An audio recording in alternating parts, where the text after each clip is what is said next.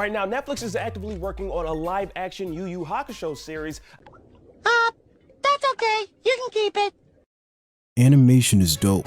The medium has given us some of the most creative and compelling pieces of art that could not exist in any other medium. For some time now, Japan has been at the forefront of the industry, producing some of the best works, along with some questionable ones. And anime has only gotten more popular in recent years. I've been watching it for basically my whole life. Some may call me a weeb, I prefer anime enjoyer, but in all my years of anime enjoying, you know what's never happened? When I'm watching an angsty teenage boy dual-wielding box cutters and using his gas-propelled grappling hooks to charge towards a naked man-eating giant, the last question on my mind is, hey, I wonder what this would look like in live action. But I was still blessed with an answer, and that answer was...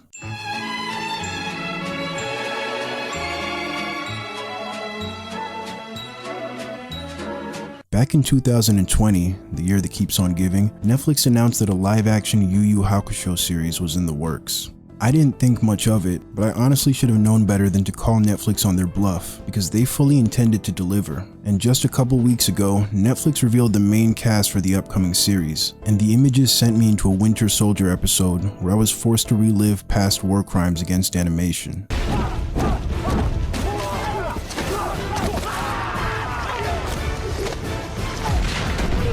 Animation being adapted to live action is nothing new. It's been happening for decades, and the incentive is pretty obvious. Creating something from scratch is generally more difficult than remaking or iterating on an existing property. The same goes for sequels and reboots. Existing IPs already have established worlds, characters, and magic systems, but most importantly, a built-in audience. The sudden influx of superfluous Star Wars and Marvel content is no coincidence. I mean, that Disney Plus library ain't gonna fill itself up. Their most popular franchises and classic films are prime candidates for milking. Hollywood as a whole has set the precedent that nothing is sacred. Anything and everything will get additional content that nobody asked for. And in the past decade, they've really set their sights on Japanese animation.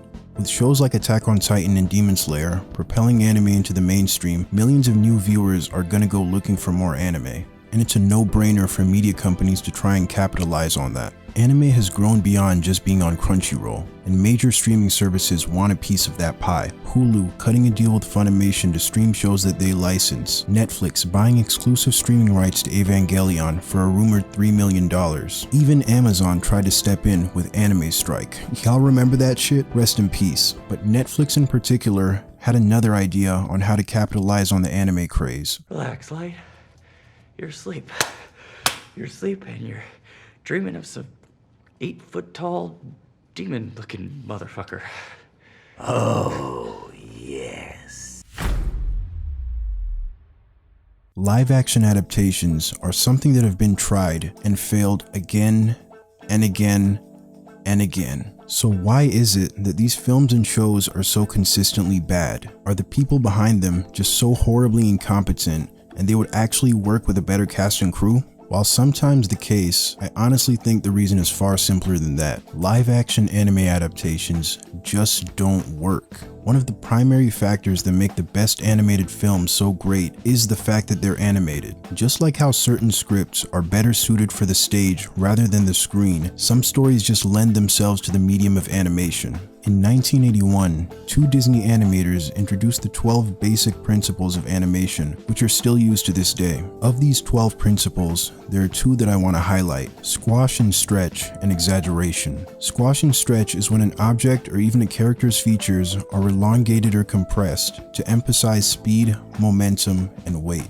Exaggeration is when an expression or action is taken to the absolute limit to really sell you on it. These two principles are why you get freeze frames like this, and this. When people isolate these kinds of shots, then run off and go LMAO XD, his neck is literally broken, trash animation, L+ ratio, young boy better, they're kinda missing the point. Animation isn't meant to be viewed frame by frame, and these impossibly distorted in-betweens exist as just a single part of an entire motion. When played back in full, the scene has a sense of speed and fluidity that would be lost with more realistic movement. Prioritizing conveying the feeling and impact of a scene over adhering to realism works in animation because that in itself makes the scene feel more realistic. Anime fight scenes aren't bound to the same rules as real life, and when they try to choreograph a fight straight to live action, it just ends up looking like Ven y trata de golpearme si es que puedes. La clemencia es una opción que tú no tienes. Veo que te estás cansando de intentarlo, pero tú solo sigues fallando. Nunca ganarás, estaremos juntos, luchando hasta el final de los tiempos. Y cuando te derrote, reiniciarás. Y aquí te esperaré una vez más. Estás hecho de... yo, wait a minute, this shit is kinda fire.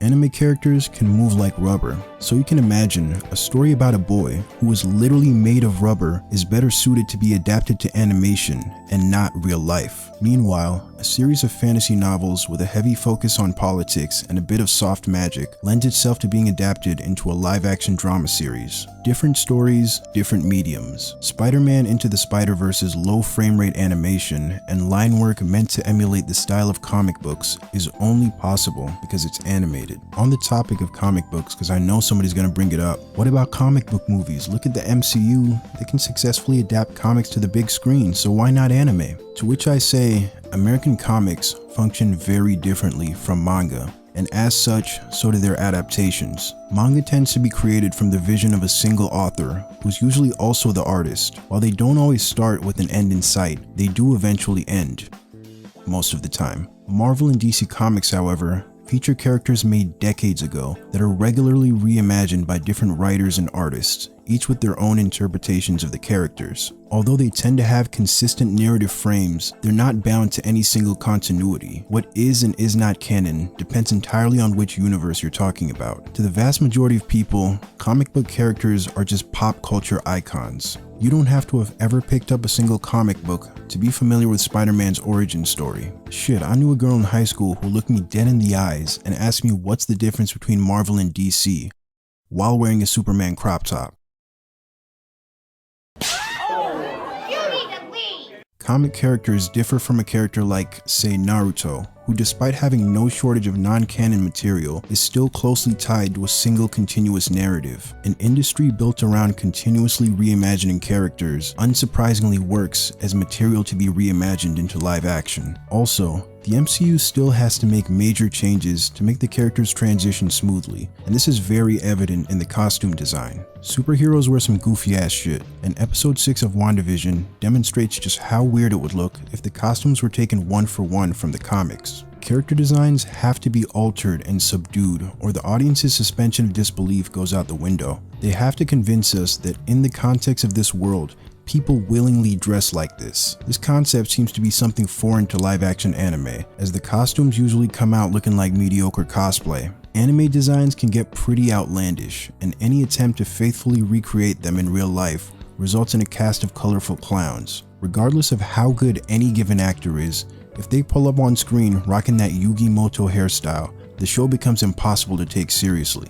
Like, man, look at this guy. His hat is literally blending into his hair. But anime characters aren't just exaggerated in their appearance and movements, but also their personalities. Eccentric, over-the-top characters are a staple of anime that can only really exist within the medium. It's incredibly jarring when you see a live-action actor trying to embody the same. You know what? Let me just show you. Yes, you are.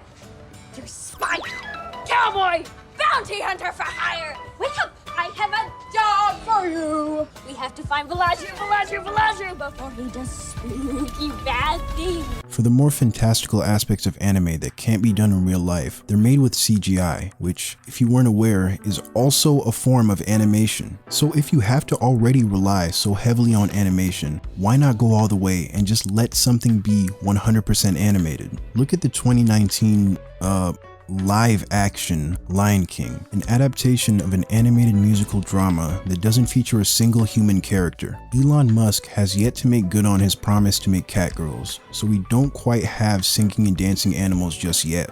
As a result, 3D animation has to carry this film. Aside from the opening scene of a sunrise, the movie was entirely made using CGI. Modern visual entertainment has this obsession with hyperrealism, even though it doesn't always work to the product's benefit. Lion King's original 2D animation allowed the characters to be extremely expressive and, well, animated. When I see these realistic lions flapping their gums, it doesn't look to me like they're singing. It just feels like I'm watching a wildlife documentary with Beyonce singing the background music. Seeing true-to-life animals acting like humans looks hella jarring and lands right in the uncanny valley because animals don't do that. When you see Wile E. Coyote pull a 200-pound anvil out of his foreskin, chase a roadrunner in Mach 3, fall to his death, and then walk it off like a minor inconvenience, you're not taken out of it. Given the absurd nature of the cartoon, it's what you've come to expect. But no matter the in-universe rules, when you're dealing with hyper-realism, you expect things to behave realistically, and if it doesn't, it just looks disturbing.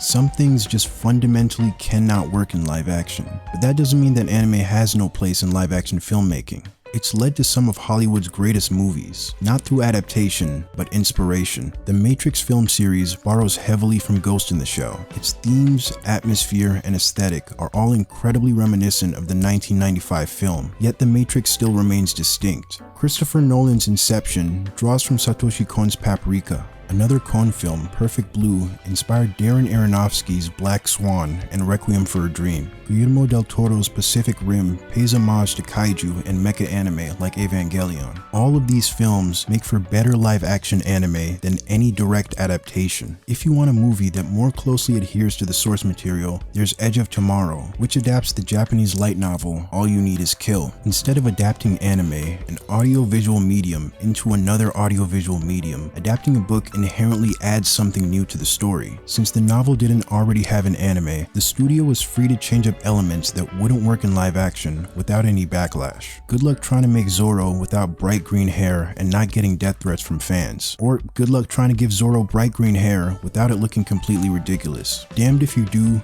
damned if you don't. Making live action anime will always be a losing battle because you can never please everybody, if anybody. The original anime will always be there, so another version of the story that removes it from the context of the art form it was designed for has a 1 in 1 chance of being worse. Cause like the old saying goes, if it ain't broke, don't fucking touch it, Netflix. I rest my case. See y'all in the next one.